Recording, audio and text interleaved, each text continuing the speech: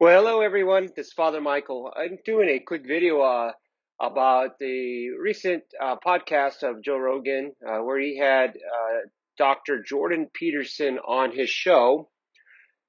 I did a video about Dr. Jordan Peterson about a year ago, whereby I gave him a lot of credit, where he spoke to Joe about the meaning of the cross of Christ. Find this video here.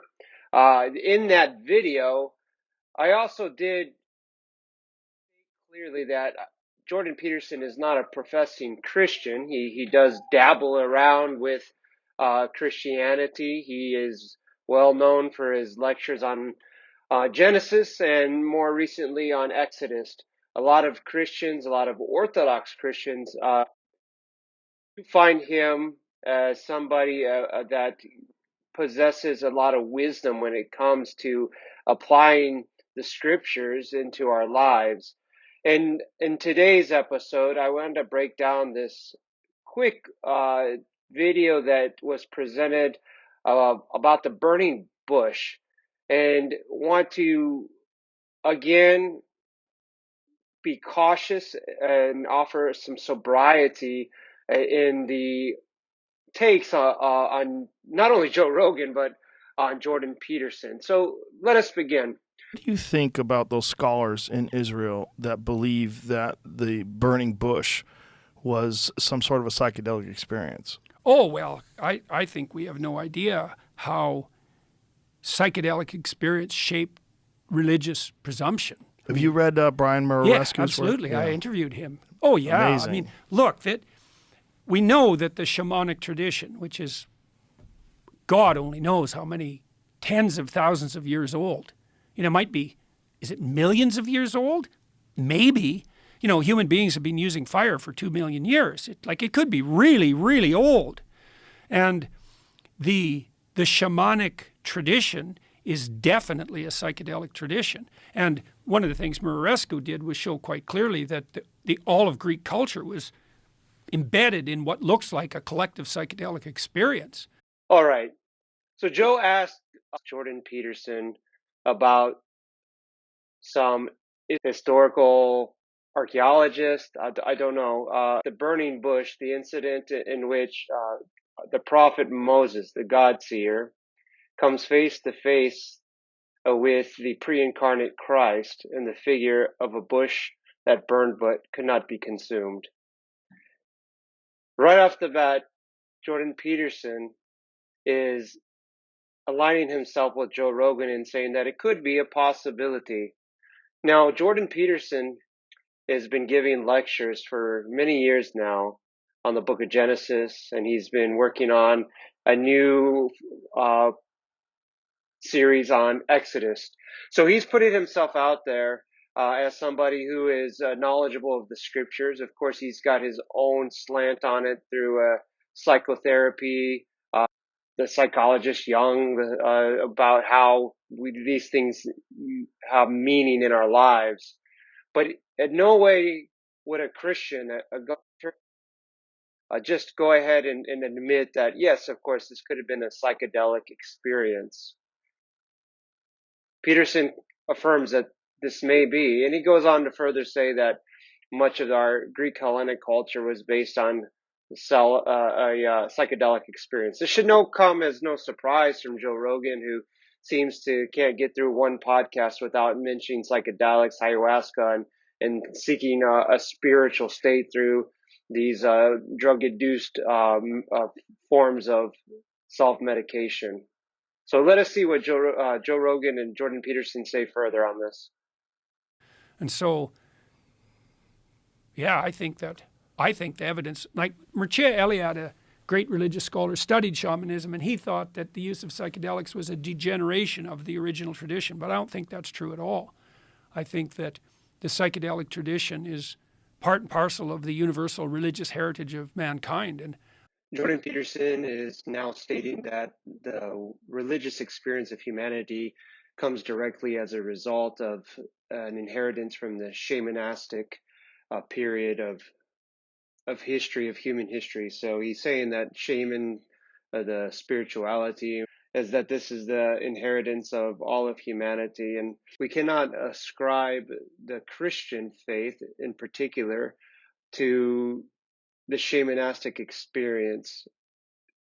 Christianity is God reaching down to man throughout the Old Testament and then into the New Testament, whereby we enter into a covenant, a relationship. This has very little to do with just outward ritual of worship and to alter our state of being so that we may experience with God. Like, I don't know what that means. You know, I've talked to people like Robin Carhart Harris, who studies the neurology of psychedelic experience, and he said that what it does is produce something akin to a hyper stress experience. So imagine you're extremely stressed, like your life's in danger, and so you have to open yourself up to the possibility of radically new ideas. Well, a psychedelic substance puts you in that state of mind, and so that can be hellish because you can collapse into like a catastrophic fight or flight defensive response, and magnified by the hallucinogen, then you're just in hell. But that isn't the only necessary outcome. Jordan Peterson explains what psychedelics do to us that puts us in a stressful situation when he admits that it could even make us into a sense where we might think we are in hell. Recently, I did a discussion at my parish about how the church fathers think of dreams. And in their St. Ignatius Brachananov explains that dreams, from a physiological standpoint, happen when our bodies, our functioning bodies, are not in a state of awareness. Only the things that are functioning are our breathing and our hearts, things that are needed to keep us to remain alive. But mentally, our minds are gone. And so what we don't have real consciousness. We have what happens in our subconscious. And in that time, demons can kind of play tricks on us, can tempt us, so that we are ultimately not in control of what we're thinking. And so the church fathers, with very few exceptions that we find in Scripture, where God is trying to communicate to a righteous individual, but that's a very few exceptions. So on the whole, we're supposed to ignore dreams. We're not supposed to look at these as things that are trying to teach us something. And so likewise, it falls in with psychedelics. When we take these and when we do some, we're going to be tempted.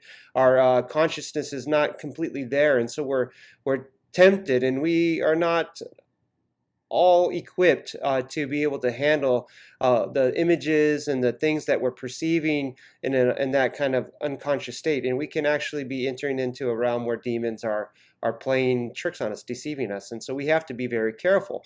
Jordan Peterson, in his own way here, is admitting this. I'll give Jordan Peterson credit in that regard, that he is offering us a little bit of a cautious tale. And he goes further and to say that we need to be very sober about psychedelics, and this is coming from the psychologist Jung, who he has studied and follows quite heavily in his clinical practice and in his philosophy and his teaching on the Scriptures. And he says that we have to be careful about earning knowledge that we have not acquired through experience in the real world. So let's hear what he says here. I think I'll give him credit. This is a very wise statement. Well, Jung was asked once to comment on psychedelic experience. I think he was asked about what Huxley was doing, and Jung's answer was, beware of unearned wisdom. Right. Very smart. Very smart. They're very, very smart. So in the end here, we do get some wise advice about psychedelics from Jordan Peterson. That we should be very careful about seeking out these experiences, because the psychedelics is putting us into a place much like dreams, where we are not in control of the information that we can process, and so we can be deceived. But to the bigger point here is I want to offer, again, cautious and sobriety about Jordan Peterson in general. I find him in his writings, many of his books, very helpful in a pragmatic, practical way. But when we are looking at him as somebody who can be a good commentator on the Scriptures, somebody that is showing us the way of living out a Christian life. We have to be careful. As good of a man as he might be, as knowledgeable he might be, he even has very close friends who are Orthodox, such as Jonathan Pageau, who I find highly educational, but he is not a Christian, so to speak. And I'll harken back to this video, what I said, where I had a lot of people upset with me making this statement outright, that he is not a Christian. He may live in a certain way, but he doesn't profess to be a follower of Christ or any particular church. And so he doesn't have to hold his feet to any dogmatic teaching. So with regard to the burning bush, we have to understand that we cannot take the mystery, the miracle, out of the scriptures, out of what God has revealed to us. This is certainly one of those miracles that is incomprehensible. And I will leave you with a short story about Saint Philaret of Moscow. He was one of the wisest, most educated people during his reign in Moscow. And at a small ball, a dinner party that he was attending, a man came up to him and said, "You know, Vladika, you are one of the most educated people that are in the Empire of Russia. How could you possibly believe that Jonah was eaten by a whale?" And his reply to the man was, he says, "If the scripture said that Jonah swallowed the whale, I would believe it." And what he is getting to is here that we have to have faith.